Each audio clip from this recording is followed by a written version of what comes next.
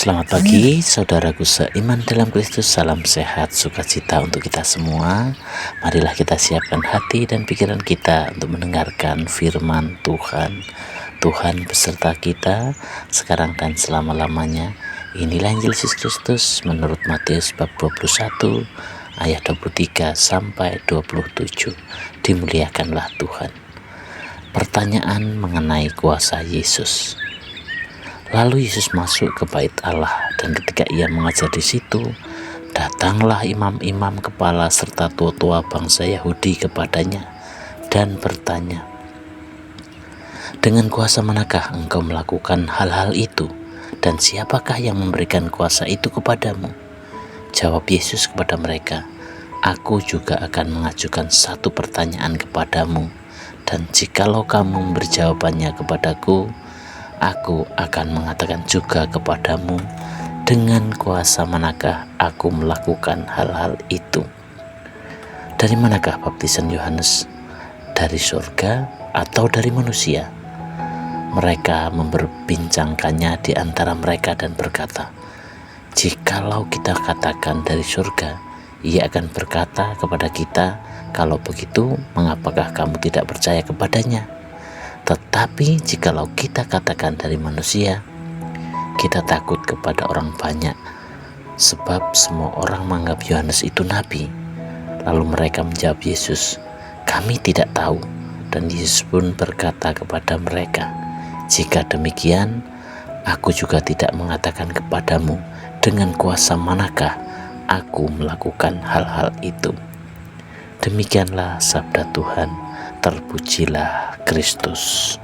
Selamat pagi para saudaraku seiman dalam Kristus. Dan melalui Injil hari ini kita membaca tentang Yesus yang dihadapkan oleh imam-imam kepala dan tua-tua bangsa Yahudi. Mereka bertanya, "Dengan kuasa manakah engkau melakukan semuanya ini? Dan siapa yang memberikan kuasa itu kepadamu?" Pertanyaan ini muncul karena mereka merasa terganggu dengan ajaran Yesus dan tindakannya yang mengubah tatanan yang sudah mapan, yang sudah ada, termasuk membersihkan bait Allah dari para pedagang. Namun Yesus tidak langsung menjawab pertanyaan mereka. Sebaliknya, ia mengajukan pertanyaan balik. "Dari manakah baptisan Yohanes? Dari surga atau dari manusia?" Pertanyaan ini membuat mereka terjebak dalam kebingungan. Jika mereka mengatakan dari surga, mereka akan mengakui bahwa Yohanes adalah nabi. Tetapi jika mereka mengatakan dari manusia, mereka takut pada orang banyak. Akhirnya mereka memilih untuk menjawab, "Kami tidak tahu." Saudaraku seiman dalam Kristus, Tuhan Yesus menunjukkan kepada kita bahwa otoritas jati tidak datang dari manusia, melainkan dari Tuhan, dari Allah sendiri.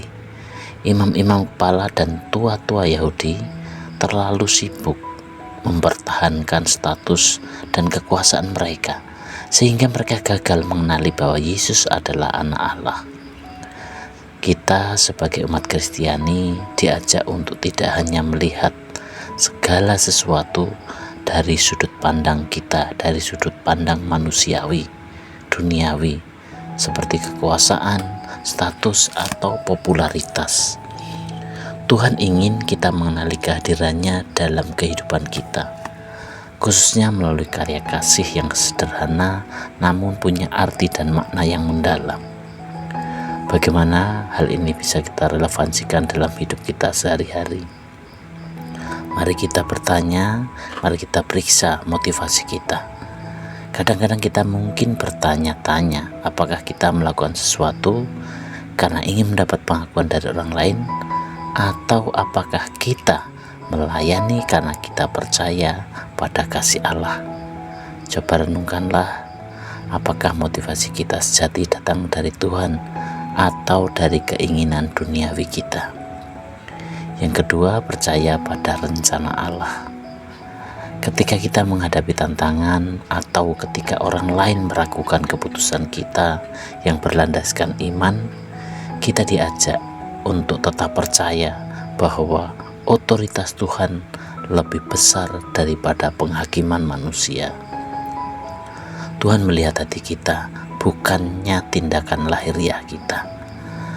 Yang ketiga adalah bagaimana membawa terang bagi sesama. Yesus mengajarkan kita untuk menjadi terang bagi dunia.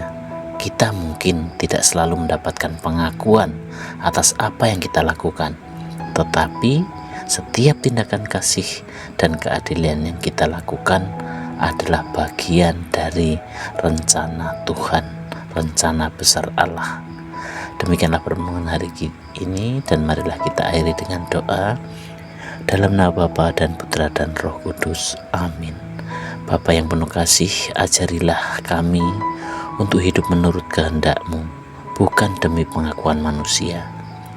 Berikanlah kami keberanian untuk tetap setia pada kebenaran-Mu, meskipun dunia meragukan kami. Semoga hidup kami menjadi kesaksian akan kuasa dan kasih-Mu yang bekerja di dunia ini dalam setiap hari. Amin. Dalam nama Bapa dan Putra dan Roh Kudus. Amin.